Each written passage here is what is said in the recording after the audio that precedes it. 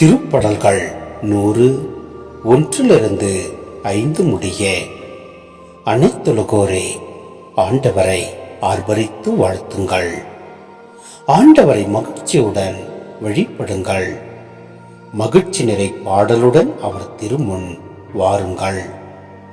ஆண்டவரே கடவுள் என்று உணருங்கள்.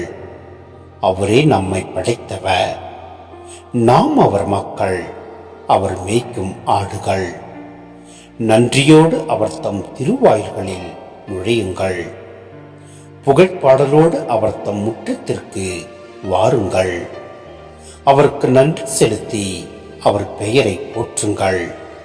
ஏனெனில் ஆண்டவர் நல்லவர், என்றும் உள்ளது அவர் தம் பேரன்பு. தலைமுறைதோறும் அவர் நம்பத்தக்கவர்.